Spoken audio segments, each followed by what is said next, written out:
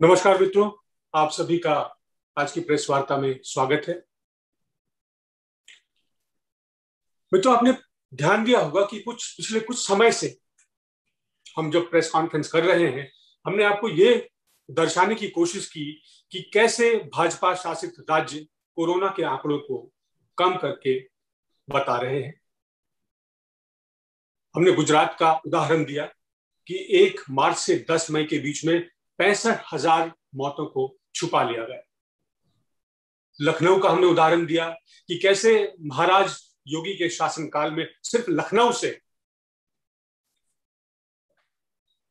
2,268 आंकड़े बताए गए सरकारी कागजों के आधार पर पूरे दोनों कोरोना के वेव में, जबकि जो असलियत है, जो सही के आंकड़े हैं, वो 13,113 है। उसी तरह दिल्ली का भी कल खुलासा हुआ। हमारे प्रदेश के नेताओं ने प्रेस कॉन्फ्रेंस किया और बताया कि अप्रैल और मई के महीनों में 19,715 मौतें हुई नगर निगम के आंकड़ों के हिसाब से, पर सरकारी कागजों में ये आंकड़ा 10,462 है। कहने का मतलब कि सरकार की फाइलों में मौसम गुलाबी है। बिहार का जिक्र हमने किया था पिछली दफा। हमने बताया था कि वहां कैसे हाईकोर्ट की निगरानी में जब पूछा गया वहां के मुख्य सचिव से कि बक्सर में 1 मई से लेकर 13 मई के बीच में कितनी मौतें हुई, तो उन्होंने बताया, हुजूर 6 मौतें हुई। वहीं डिविजनल कमिश्नर मौजूद थे, उपायुक्त मौजूद थे, उन्होंने बताया कि उनके आंकड़ों के हिसाब से 789 मौतें हुई। आज ही बिहार का नया आंकड़ा आया है, वो आपको इस वेव का है। उसके हिसाब से 1 अप्रैल 2021 से 19 मई तक जो है कुल 2,565 मौतें हुई। ध्यान रखिएगा इस बात का कि 2,565 मौतें हुई, जबकि हमने सिर्फ 8 दिन का आपको आंकड़ा बताया। बक्सर का सिर्फ वो 789 मौतें थी, और ये 2,565 मौतों में से 80 मौतें, 80, जी दोबारा कह रहा हूं, 80 मौतें डॉक्टरों की हुई है सिर्फ बिहार में। तो प्रश्न है कि क्या ये शायद इसलिए अंकित हो पाया क्योंकि वो डॉक्टरों की मौतें थी। आमतौर पर आम लोगों की मौतें दर्ज नहीं होती। तो असलियत यह है कि मौतें हो रही हैं, दरअसल बहुत मौतें हो रही हैं ग्रामीण इलाकों में। नदियों ने तो प्रमाण दिया, अब कागजों पर भी प्रमाण आने लगे हैं। सरकार के आंकड़े भी इस बात की तस्दीक करते हैं। हम आपको इस प्रेस कॉन्फ्रेंस में बताएंगे विस्तार से कि कैसे ये आंकड़े सत्यापित करते हैं। हमारे साथ हैं वरिष्ठ नेता, पूर्व केंद्रीय मंत्री और सीडब्ल्यूसी मेंबर श्री राजीव शुक्ला जी। वो आपको बताएंगे कि क्या है संदेश आज कांग्रेस पार्टी। सर। धन्यवाद, प्रणाम। सबसे पहले तो मैं अपने सारे पत्रकार मित्रों का स्वागत करता हूं। और आप सबको पता है कि जिस तरह से कोरोना काल चल रहा है, हर आदमी दुखी, हर आदमी व्यथित है, हर आदमी प्रताड़ित है। कोई इसमें दोष प्रत्यारोपण की जरूरत नहीं है किसी के प्रति, लेकिन वस्तु स्थिति लोगों के सामने आती जाए, स्थिति सुधरती जाए तो बहुत अच्छा है। पिछले दिनों सब लोगों ने अपने अपने सुझाव दिए, कुछ सुझाव लागू हुए, कुछ नहीं लागू हुए। जो कुछ भी लागू हुए, आपने देखा होगा कि पिछले 24 घंटे में कोरोना के कुल 2,76,110 मामले आए, यानी कि पहले से मामले घटे। और जो मौत की संख्या है वो 3,874 है, जो कि पिछले दिनों से कम है, क्योंकि ठीक 24 घंटे पहले आंकड़ा 4,529 था।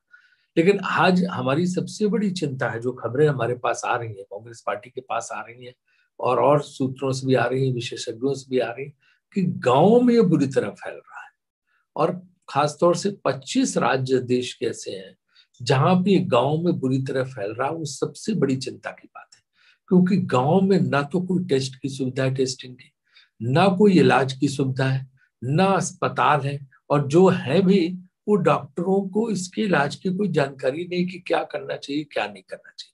मानिए कि इंफ्रास्ट्रक्चर जो है इलाज का या ट्रीटमेंट का या हॉस्पिटल्स का, बिल्कुल गांव में बहुत कम है, और गांव में ये पहुंच चुका है। ये सबसे बड़ी चिंताजनक बात है। अच्छी बात है कि प्रधानमंत्री जी ने भी अपने सुबह के जो डीएम कॉन्फ्रेंस थी उसमें बात रखी कि गांव में फैल गया। इसका मतलब सरकार को पता है कि गांव में फैल चुका है।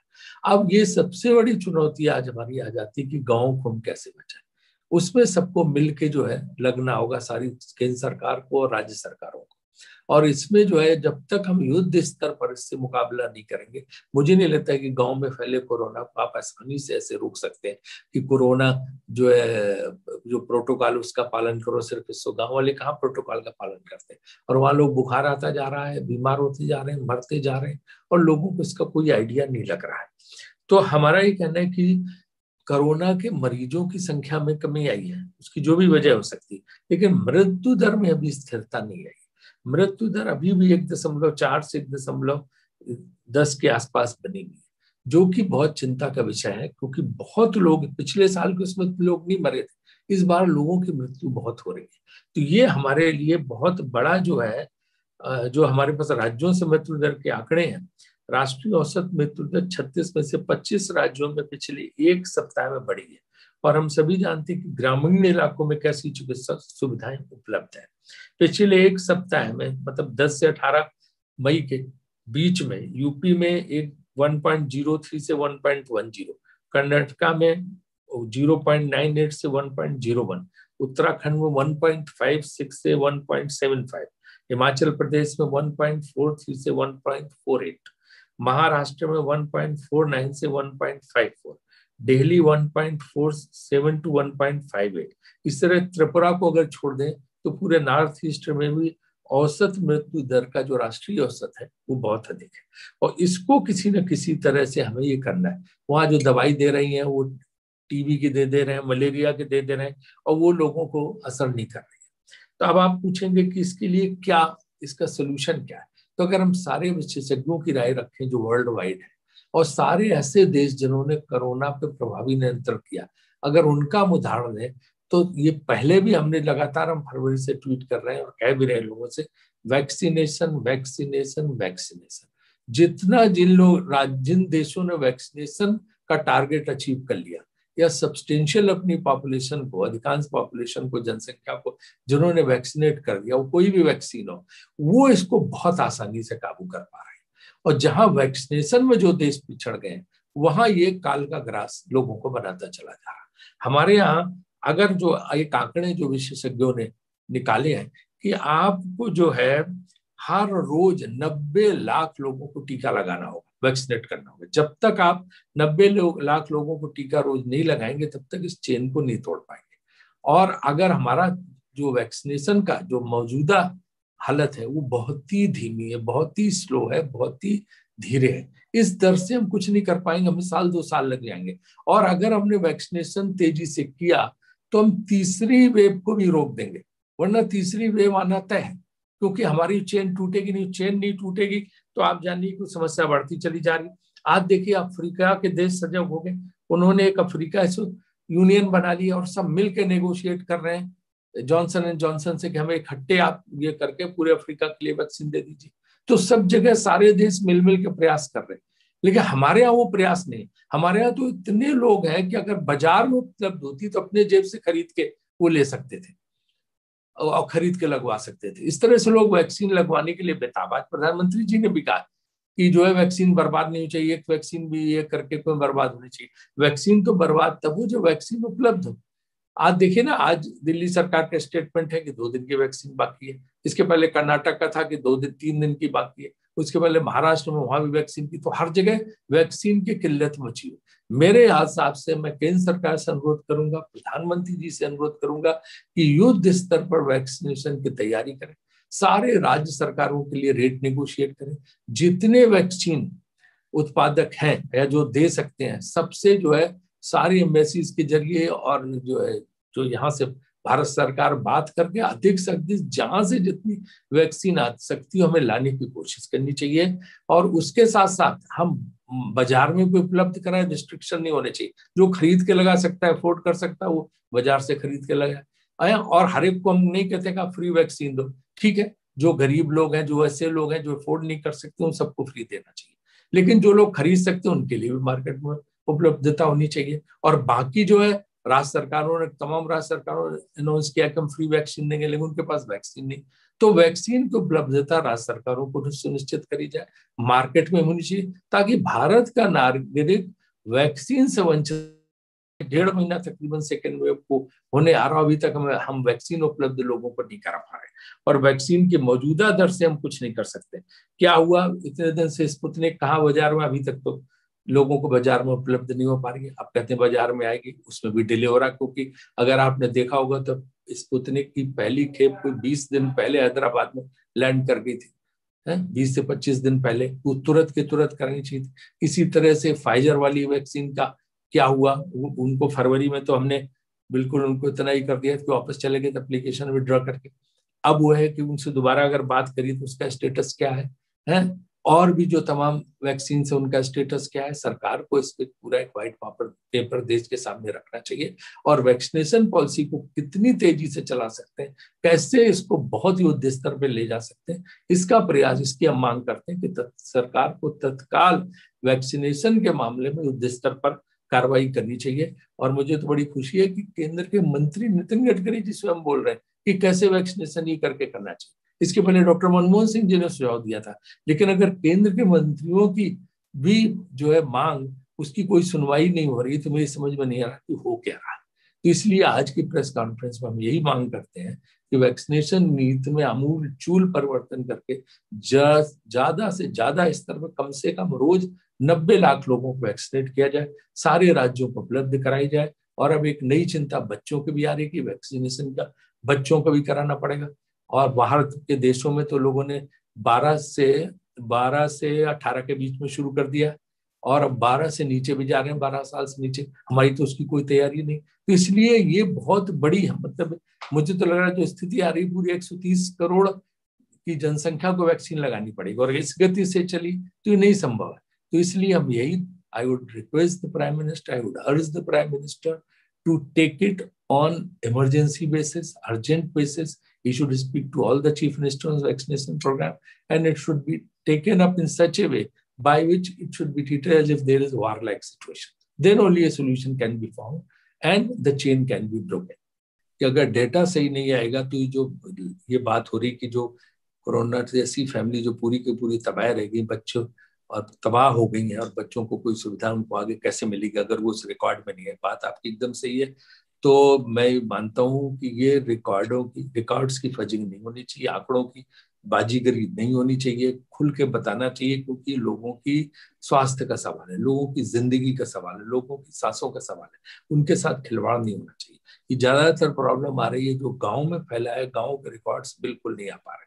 टेस्टिंग नहीं है तो 4 दिन बुखार आता, आदमी मर जाता है, वो कह देते कि इससे मर गया, मलेरिया से मर गया, इससे मर गया, उससे मर गया, और उसको कोरोना डिक्लेयर नहीं होता। ये समस्या बहुत आ रही है। जहां तक आपने कहा कि कांग्रेस की राजनीति, कांग्रेस सरकारें अपने जरूर पूरी तरह से उनको निर्देश दिए गए सारे मुख्यमंत्रियों की जितनी मैक्सिमम टेस्टिंग हो सके टेस्टिंग करें, और गांव-गांव में सेंटर खोले जाए, कोरोना सेंटर, और वहां लोगों के इलाज की सुविधा की जाए। आप ये कहते हैं, हम कहते हैं जहां हमारी सरकारें नहीं है वहां भी हम जुटे हुए। जैसे हमने अभी हिमाचल प्रदेश में घोषणा की है कि जैसे परिवार जहां माँ बाप दोनों मर गए, वहां के बच्चों को जब तक वो 18 साल के नहीं हो जाते, 2,000 रुपए जो है कांग्रेस पार्टी प्रति बच्चा हिमाचल प्रदेश में देगी वहां पे, तब तक वो 18 साल की उम्र के नहीं हो जाते। तो हम अपनी तरफ से पूरा प्रयास कर रहे हैं, लेकिन ये बात सही है, सब मीडिया ही लिख रहा है कि डेटा की बहुत बड़ी फजिंग हो रही हर तरफ। तो मुझे समझ आता है, मैं ऐसे मुख्यमंत्रियों से कहूंगा, कोई भी हो, कि आंकड़े छुपाने से कोई काम नहीं। क्या फर्क पड़ता है आपकी छवि के लिए? क्या आप छवि के लिए लोगों के कष्ट की तरफ ध्यान नहीं देंगे? छवि छोड़ो, अभी तो जुट पड़ो, कोई फर्क नहीं पड़ता है। छवि एक तरफ रखो, कोई फर्क नहीं पड़ता। जहां जो है, ये तो एक ऐसी आपदा है कि इससे आप छिपाने से काम नहीं चलेगा। ये तो ऑस्ट्रिच बिहेवियर, आप छिपाइए मत, आप इस पे जुटिए कि भाई इतने हैं, हम ये कोशिश कर रहे हैं, उससे ही रास्ता निकलता है। देखिए, समस्या ये है कि उनकी बात में विश्वास कौन करे। अगर आप पिछले साल, 1.5 साल, 2 साल की घोषणाएं सरकार के निकाल लो, स्वास्थ्य मंत्री जी के हमारे मित्र हैं बहुत, तो लोगों को विश्वास नहीं आता। अभी कोई ज्यादा दिन, 2 ही महीने पहले तो मनमोहन सिंह ने चिट्ठी लिखी थी जिसका उन्होंने मजाक बनाया, और बाद में दूसरे दिन उन्हीं के सारे सुझावों को अमल में लाना पड़ा उनको। तो उनकी बात में कि उनके कह देने से कि 267 करोड़ वैक्सीन आ जाएगी, कहाँ आ जाएगी, ये कहीं कुछ लोगों को, जनता को यकीन नहीं रह गया। पॉलिटिकल पार्टी की बात छोड़ दीजिए, जनता उनकी बातों पे भी, सरकार की बातों पे जनता को कोई भरोसा नहीं रह गया। कहाँ से आप ये दिखाइए ना, मैंने इसलिए तो व्हाइट पेपर की मांग की कि आप वैक्सीनेशन पे व्हाइट पेपर लाइए। किससे आपने बात की, किससे नेगोशिएट किया, किसको कितना ऑर्डर प्लेस किया? अगर ये मार्च में ऑर्डर, फरवरी मार्च में ऑर्डर हम जो है इसको कर देते कोविडशील्ड को, तो वो वैक्सीन बन के आज बाजार में होती। हमने वो तक तो ऑर्डर प्लेस नहीं किया, जिसकी वजह से आज देर हो रही है इसमें डिले में। तो स्वास्थ्य मंत्री के कह देने से कि 267 करोड़ मशीन वो भी 6 महीने बाद दिसंबर में आ जाएगी, इस बात का भरोसा कौन करे? आपको है यकीन? पत्रकारों को यकीन नहीं, मीडिया को यकीन नहीं, बाकी की तो बात छोड़ दीजिए। आप दिखाई किससे नेगोशिएट किया, क्या किया? वो व्हाइट पेपर लेके आइए, कितनी वैक्सीन इसमें आ रही है, इस दिन डिलीवर होगा, आप लोग चेक कर सकते हैं। ट्रांसपेरेंसी भी कि उत्तर प्रदेश की जो स्थिति है वो नाजुक है। और प्रियंका जी ने चिट्ठी भी लिखी है, उनको मुख्यमंत्री जी को अनुरोध भी किया। ये मैं पहले यही बात कह रहा हूँ, सारे मुख्यमंत्रियों को खुल के आना चाहिए, छिपाना कुछ नहीं चाहिए, इसमें कुछ ऐसा छिपाने की बात नहीं, और उसको मुकाबला करना चाहिए। और दूसरे कि जब लोग घरों में बैठे हैं, लॉकडाउन है, काम हो नहीं रहा, व्यापार ठप है, नौकरियां लोगों की जा रही हैं, तो कहाँ से पैसा देंगे, खर्च कहाँ से लेंगे? उसकी भी कोई सुविधा नहीं। जहां गवर्नमेंट की अगर कहीं लेनदारी है तो गवर्नमेंट लोगों की छाती पे चढ़ के पैसा ले रही, नोट से इशू कर रही, सब कर रही, कहाँ से लोग देंगे? तो इन लोगों की दूसरी आफत है, मार है। एक तरफ से जो है गवर्नमेंट की जो देनदारी है गवर्नमेंट पूरी वसूल रही है, और दूसरी तरफ जहां जो लोगों को खर्च करना पड़ रहा, कमाई लोगों की है नहीं, इलाज की सुविधा नहीं है, तो हर तरफ से आम आदमी बेतहासा परेशानी है। और जो ब्लैक फंगस वाला, इसके लिए अलग इंजेक्शन की जरूरत है। वो लोगों को फिर अब जो पहले रेमडेसिवियर का जो संकट था, वही संकट अब ब्लैक फंगस के इंजेक्शन का है। तो इसकी अभी से तुरंत तैयारी करनी चाहिए। अगर इम्पोर्ट करना है इम्पोर्ट करो, फटाफट इंजेक्शन। अगर जो यहाँ की ड्रग कंपनी जो, उनसे तुरंत अवेलेबिलिटी इंश्योर करो। और ये जो कंट्रोल फ्रीक होने की बात है कि रख के कंट्रोल करके बैठ गए कि अब ये देगा, अब वो देगा, डीएम देगा, भाई तुरंत अस्पतालों की डिमांड ये देख के पहले से स्टॉक पाइल अप कर दो, वरना ब्लैक फंगस ही बहुत खतरनाक ये है। तो ये हम एक समस्या से निकलते दूसरी समस्या में गिर रहे हैं, जूझ रहे हैं। तो इसके लिए जो है निश्चित रूप से सारे जो है केंद्र सरकार, राज्य सरकारों को मिलकर जो है व्यापक तैयारी करनी चाहिए।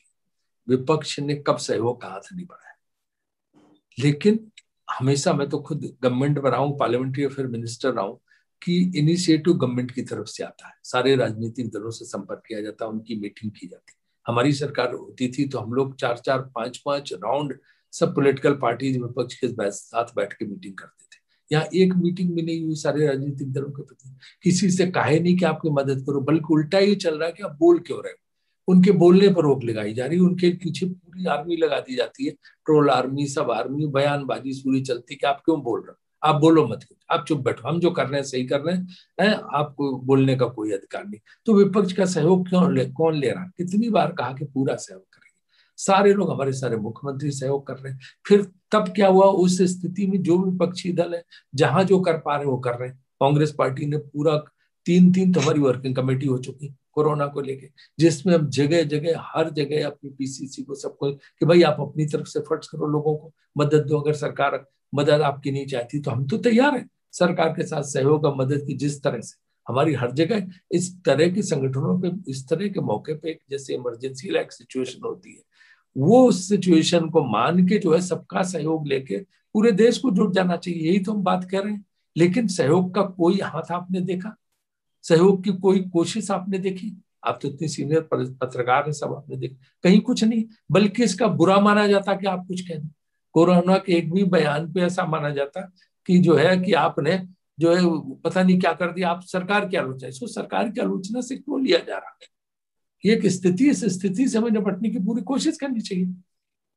जहां तक प्रियंका जी की उस पत्र की बात है, वो सारे राज्यों की समस्या, उन्होंने उत्तर प्रदेश में हाईलाइट किया क्योंकि सबसे ज्यादा शव गंगा नदी में वहां पाए गए, नदियों में पाए गए, नदी के किनारे बालू में लोगों ने गाड़ दिए शवों को। तो निश्चित रूप से ये एक बड़ी समस्या होगी, इस महामारी को और फैलाएगी, क्योंकि लोगों के पास कोई सुविधा, कोई इंतजाम किया नहीं गया जिससे वो शव को जलाने का या गाड़ने की कोई व्यवस्था कर सके।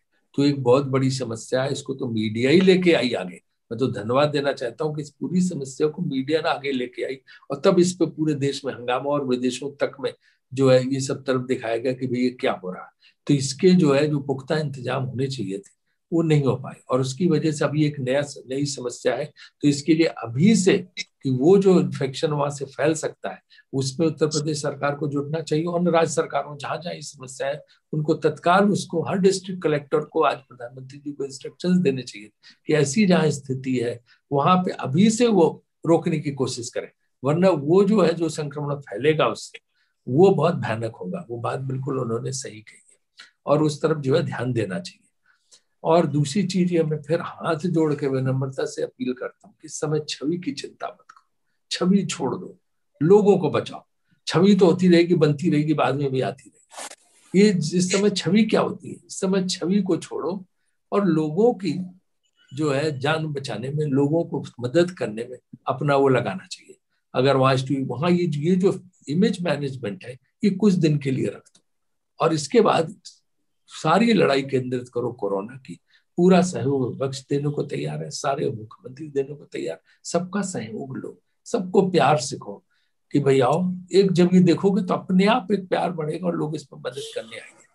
अगर इस पे तुम ये मान के कोई चलेगा कि नहीं ये सब गलत है और बेवजह मेरी छवि खराब की जा रही है और गलत, उससे काम नहीं चलेगा। और ये जो छात्रों वगैरह को यूज करके इंटरनेशनली सब, उससे क्या, वो तो जर्नलिस्ट सबके यहाँ पे है, वो सब दिखा रहे हैं, वो जो फोटो CNN वगैरह में आ रही है, तो उसको क्या करो, वो बेचारे छात्र क्या करेंगे? जो लोग देख रहे हैं, लोग तो वही मानेंगे जो वहां का इंडिपेंडेंट मीडिया दिखा रहा है। देखिए, इसके लिए जो है कांग्रेस प्रेसिडेंट ने कमेटी बना दी है, फैक्ट फाइंडिंग कमेटी बना दी है, headed by mister Ashok Chauhan.